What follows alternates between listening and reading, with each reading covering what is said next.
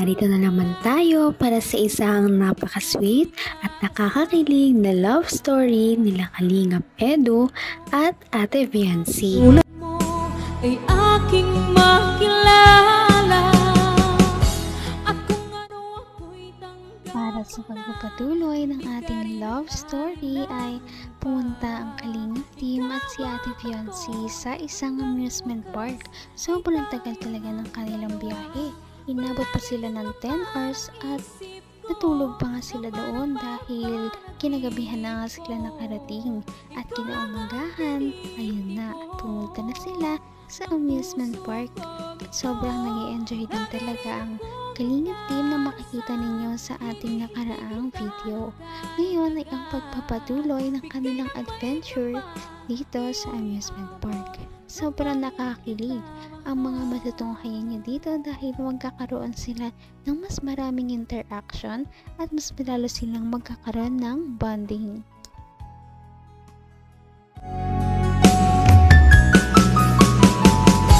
Ang nais ko lang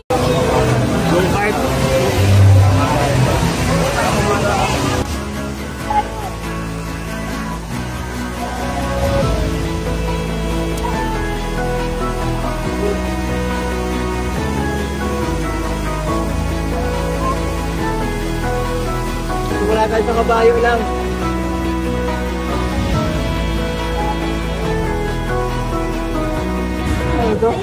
Warm up. Warm up. Kabayo, ayoko niya. Doon tayo mamaya. Melvin, tara! Uy, dyan naman! Kaya dito muna tayo sa Simpsing Ride. Lahatin natin eh.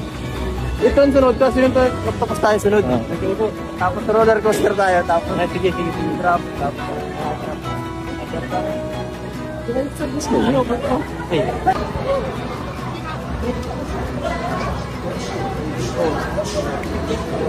anong problema?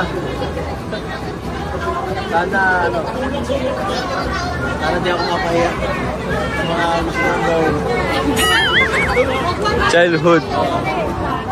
Memory, lang ito, pangarap ko lang ito dati. Pangarap lang dati. Ayun, matutupad na. Kasi dati, nung dito ako tumitira. Isang taon ako dito, pero hindi pa man lang ako nakatry kahit isang beses. Pero kung ano ako'y tanggap mo na, hindi ka rin nag-alila. Para daw sa warm-up na kanilang sasakyan, ay sasakay muna sila sa isang carousel dahil ito ay hindi man na masyado nakakatakot. Mamaya na daw sila sasakay sa ibang mga extreme na rides, kaya enjoyin ninyo kung ano ang mga mangyayari dito. taon ako dito, pero hindi pa man lang ako nakatry kahit isang beses. Pero ngayon, natutupad na. Kasama pa kayo, di ba? Lalo kami. Sobrang saya. Tara. Sumakay tayo sa kabayo. Nung bata ako, gustong-gusto ko dito sumakay eh. Ay, galaw. Hindi ko maglala, sanay na ako dito sa Baguio.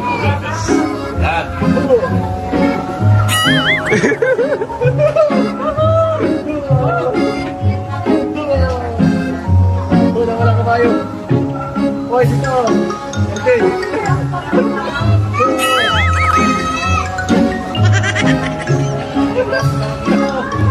Pambira, yan.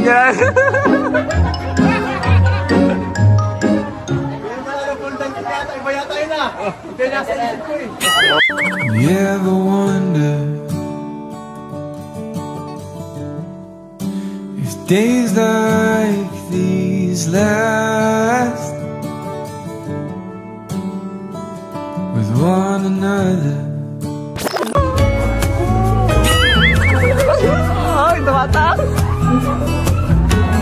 Uy! Uy, mapira! Uy, parang... Around town, the city I go when I was struck by luck. Naman ang bawat panaginip ko, ikaw lang ang tinitipon. Kanilang unang ride na sinakyan ay makikita natin kung gaano talaga sila nag-enjoy. Si Kalingap Edu ay sobrang komportable at nag-enjoy siya, kaya makikita natin na parang medyo childish siya at lumabas ang kanyang pagiging makulit.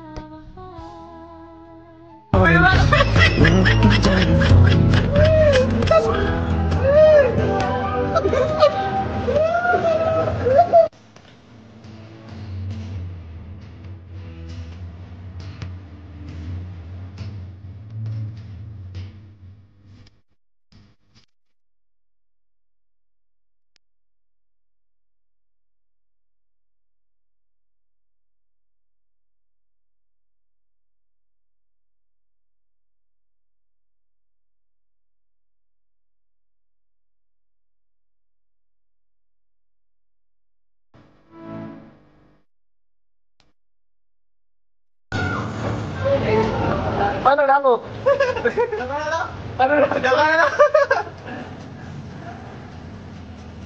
Next ride tayo, next ride! Next ride tayo, next ride!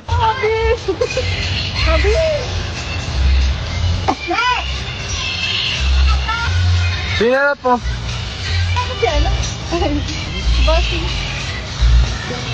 Sinanap mo sabi?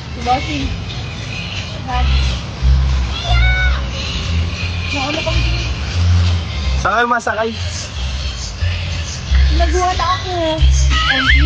Pinaguan ka? Ito ba lumusok dito?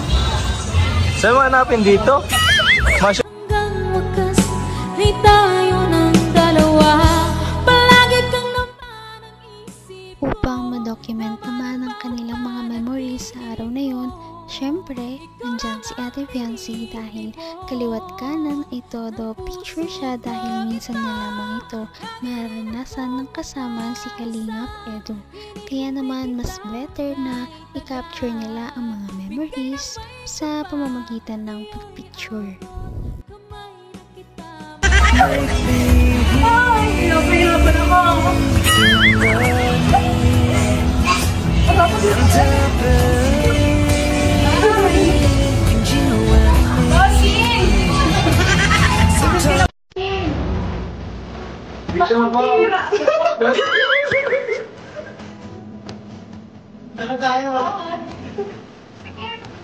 Kanina ka pa niya hinahanap ko.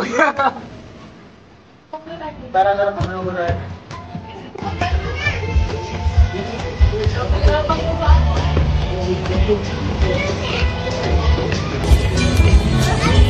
Dito tayo, sa lobo.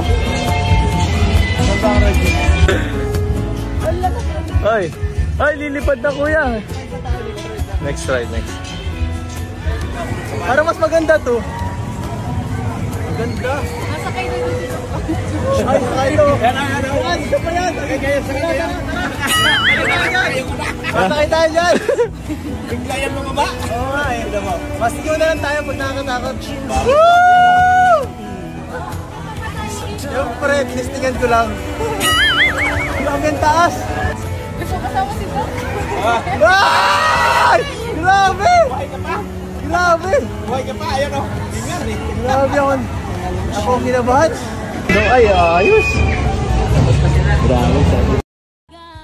Sobrang mag-e-enjoy talaga silang dalawa sa kanilang mga pinuntahan at dito nga ay hindi nila maitago kung gaano sila nagkukulat sa mga rides na sobrang taas at syempre yan ay sasakyan din nila maya-maya lamang at ito ay inyong makikita sa ating susunod na video kaya yan ay inyong dapat na subaybayan.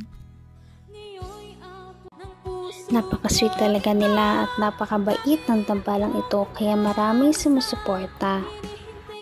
Kaya naman sana ipatuloy natin silang suportahan at mahalin si Fiancee, si Kalingap Edu at ang Kalingap team. Yun lamang at maraming salamat sa panonood. Abangan natin kung magkakatuluyan ba talaga si Kalingap Edu at Fiancee. Hanggang sa muli! Bye! Ngayon'y abot